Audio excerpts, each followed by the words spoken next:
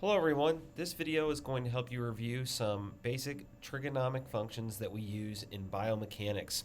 So let's go ahead and jump right in. We want to review the basic parts of a right triangle. A right triangle is going to have one 90-degree angle. It will have various parts. The longest side of a right triangle is called the hypotenuse. The other areas are called the legs or the sides. The hypotenuse is directly opposite from the 90-degree angle. Always, no matter what the orientation of the triangle is, if you move directly from the 90-degree angle to the opposite side, that is called the hypotenuse. The other angles in a right triangle will add up to 90 degrees. So if one angle is 40 degrees, the other one must be 50. The entirety of the angles inside a right triangle must add up to 180 degrees.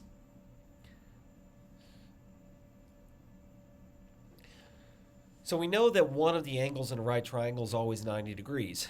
And that's not necessarily true for the other angles. We know that the other angles must add up to 90, but they can be various degrees. And so when we are trying to solve for an angle, it is good to know how we identify the other legs of the right triangle, or the other sides. If you are looking at a reference angle, or if you have an angle that you're trying to solve for, the adjacent side is directly next to it, the one that's not the hypotenuse, and then the side directly across from it that's not the hypotenuse is called the opposite side. Okay, so if you have an angle that you're trying to solve for, you can use those reference positions around the triangle to help you identify which trigonometric function to use to solve for that angle. And here are your basic trigonometric ratios. The mnemonic SOHCAHTOA is used in trigonometry. You've probably heard of it before. It's short for sine, cosine, tangent.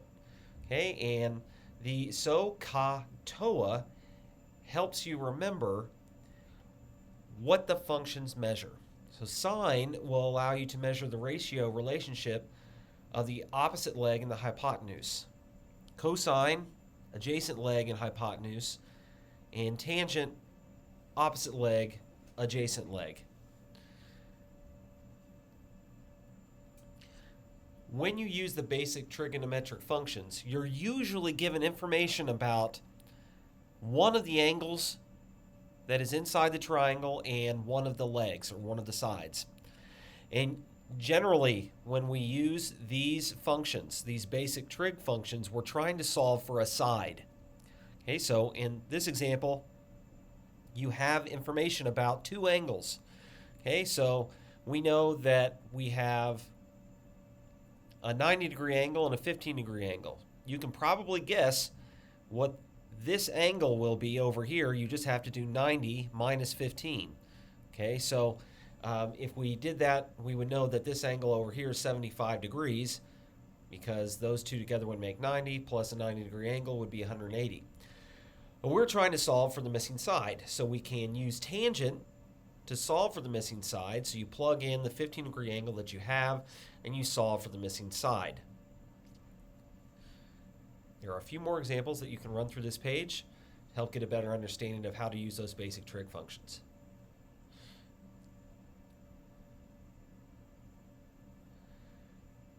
Now, what if you are given information about sides and you need to solve for a missing angle? Then we would use inverse trigonometric ratios. These are the complete opposite. So you will have information about the legs, and you're trying to solve for a missing angle. Remember that a right triangle always has a 90-degree angle, and all the angles inside have to add up to 180. So the remaining angles must add up to 90, added to the existing 90-degree angle, 180.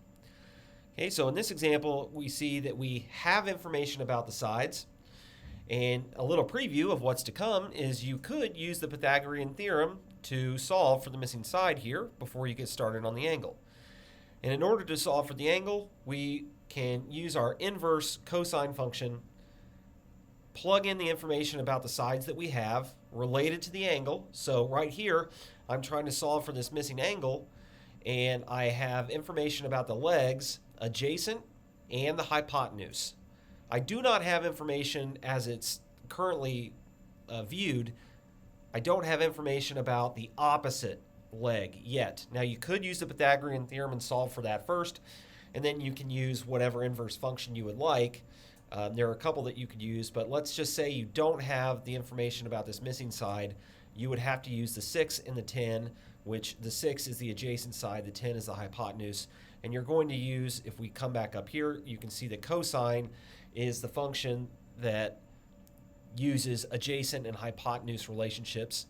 And just so we can be clear, adjacent leg divided by hypotenuse, adjacent leg would be the numerator, hypotenuse the denominator. So we are going to plug the information for the sides we have in and multiply it by inverse cosine, and that will produce you with the angle. Now, another helpful relationship that we have in trigonometry is the Pythagorean theorem. A squared plus b squared equals c squared. C squared represents the longest side in a right triangle, the hypotenuse. And we know through this relationship that if we have two sides of the triangle, we can solve for the third side, or the missing side. And so this comes in handy, particularly when we are looking at vector problems in biomechanics. And when we have a resultant vector, we're trying to solve for a resultant vector. So in this problem here, we are trying to solve for the vertical and horizontal components of football flying through the air. And take a minute to take a look at that example and see how that was solved. And then we have another example here where we are trying to solve for a missing side in a swimming example, which generally, when we think about swimming, we think about currents being pulled or pushing the body.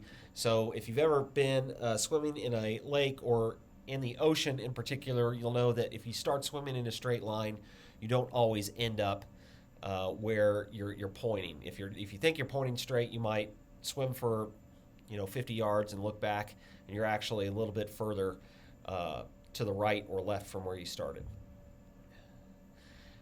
There are several examples here of how to use the Pythagorean theorem to solve for vector components on different biomechanics problems. So you can take your time to review those examples, and if you want to get more practice, I would suggest rewriting the examples with different values, and that is a good way to practice getting more familiar with your trigonomic functions.